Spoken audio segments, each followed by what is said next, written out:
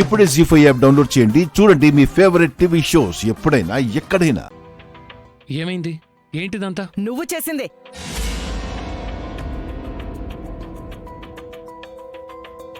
ఎక్కడి నుంచి వస్తున్నావు?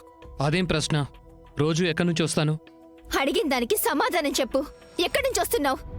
ఆఫీస్ నుంచి. ఆఫీస్ నుంచి వస్తున్నావా? మమ్మా,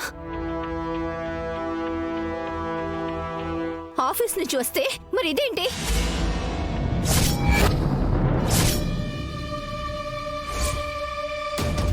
మీరు చూడండి.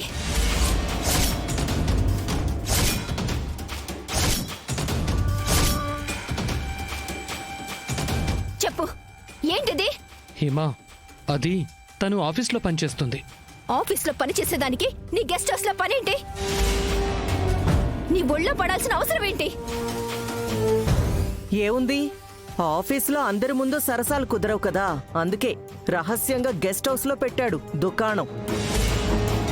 అసలు జరిగిందేంటో పూర్తిగా తెలుసుకోకుండా ఇలా నోటికొచ్చినట్టు మాట్లాడడం కరెక్ట్ కాదు.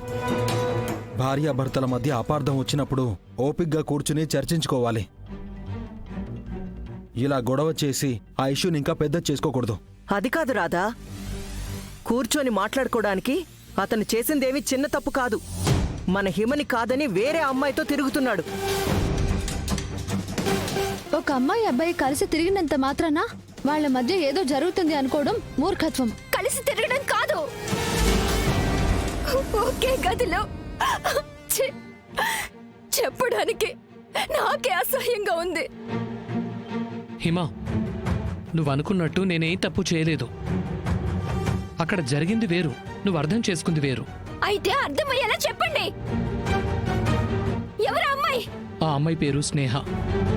తనుంటున్న హాస్టల్లో ఏదో ఇబ్బంది అయితే వెకేట్ చేసి బయటకొచ్చింది. రోడ్డు మీద కనిపించి సహాయం అడిగింది.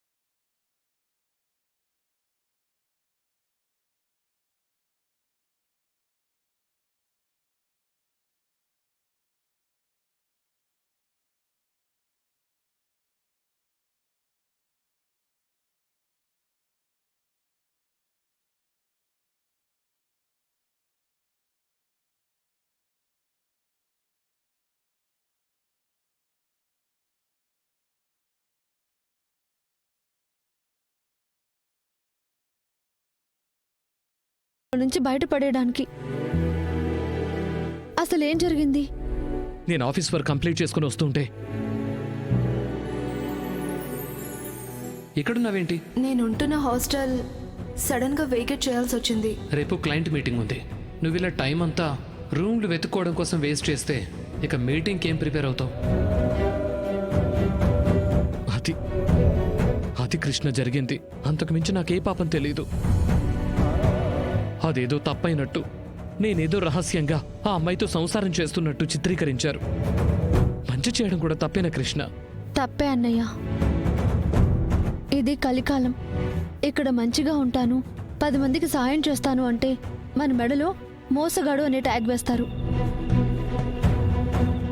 ఎవరి మనసులో ఏ ఉద్దేశం ఉందో తెలియకుండా సహాయమే కాదు, చిన్న మాట కూడా తోలకూడదు. నువ్వు చెప్పింది వింటుంటే మీ ఇద్దరిని వేరు చేయడం కోసం దీని వెనుక పెద్ద కుట్ర జరుగుతోందనిపిస్తుంది. తెలుసుకోవాలంటే ముందు మనం ఆ అమ్మాయిని కలుసుకోవాలి. పదన్నయ్య.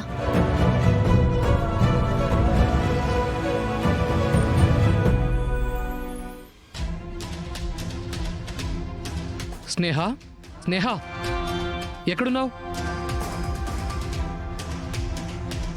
స్నేహ. ఆ అమ్మాయి ఎక్కడ కనిపించట్లేదంటన్నయ్య. నిజం కృష్ణ, ఆ అమ్మాయి ఉండడానికి చోట్లేదు అని నన్ను రిక్వెస్ట్ చేస్తే ఇక్కడికే తీసుకొచ్చాను. తనకు నీడ దొరికేదాకా ఈ ఇంట్లోనే ఉండమని చెప్పాను. మరైతే ఇంట్లో కనిపించాలి కదన్నయ్య. అన్నయ్య, బెడ్రూమ్ ఎక్కడా? ఇటు.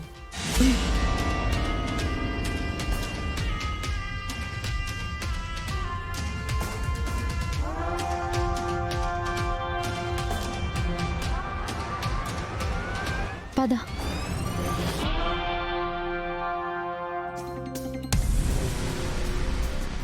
స్నేహ, స్నేహ.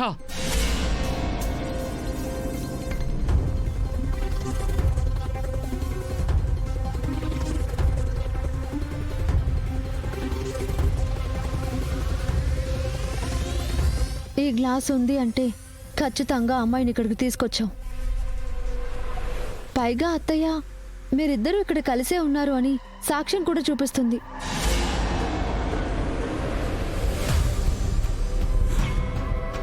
అన్నయ్య, అసలు ఇక్కడ ఏం జరిగిందో కాస్త డీటెయిల్డ్గా చెప్పు. ఆ అమ్మాయిని ఇక్కడికి తీసుకొచ్చాను కృష్ణ. ఇక్కడే ఉండమని చెప్పి నేను బయలుదేరుతాను అన్నాను. కానీ కూల్ డ్రింక్ తాగి వెళ్ళొచ్చులే అని లోపలికెళ్ళి డ్రింక్ తెచ్చింది. అది తాగాక ఏమైందో తెలీదు. ఒక్కసారిగా మైకం వచ్చినట్టు అనిపించింది. కళ్ళు తెరిచి చూసేసరికి నేను బెడ్రూమ్లో ఉన్నాను. అప్పటికే లేట్ అయ్యేసరికి స్నేహ గురించి ఆలోచించకుండా అర్జెంటుగా బయటకు వచ్చేసాను కృష్ణ. ఇంతే కృష్ణ, నాకు గుర్తుంది. ఆ ఫోటోలు ఎలా వచ్చాయో, హిమ ఏం చూసిందో నాకు ఏం తెలీదు. నువ్వు చెప్పేది వింటుంటే అసలు కథ అంతా నువ్వు స్పృహలో లేనప్పుడే జరిగిందన్నమాట. అన్ఎక్స్పెక్టెడ్గా నిన్ను హెల్ప్ అడగడం, ఏం ఆలోచించకుండా నువ్వు తనని ఇక్కడికి తీసుకురావడం, ఇక్కడికి రాగానే ఆ అమ్మాయి నీకు డ్రింక్ ఇవ్వడం, అది తాగగానే నువ్వు స్పృహలోకి జారుకోవడం, ఇదంతా హిమ చూడటం. జరిగిందాన్ని ఎస్టిమేట్ చేసి చూస్తే ఇదంతా మీ ఇద్దరిని విడగొట్టడం కోసం జరిగిన కుట్రలా అనిపిస్తుందన్నయ్య. నీకే తెలియకుండా నీ వెనక ఒక గొయ్యి తవ్వి అందులో నువ్వు పడేలా చేశారు. కృష్ణ, ఇప్పుడు ఎలా కృష్ణ? నాకేం చేయాలో అర్థం కావట్లేదు. ఈ గండం నుంచి గట్టెక్కాలంటే ముందు స్నేహ ఎక్కడుందో వెతికి పట్టుకోవాలి. దీని వెనుక అత్తయ్య హస్తం ఉందా లేదా కావాలని ఎవరైనా చేస్తున్నారా? సంబంధం లేకుండా అత్తయ్య DNA టెస్ట్ అంటుంది. అసలు తన ప్లాన్ ఏంటి? ఏం ప్రూవ్ చేయాలనుకుంటుంది? జీ5 యాప్ డౌన్లోడ్ చేసి అన్ని ఎపిసోడ్స్ పూర్తి ఉచితంగా చూడండి.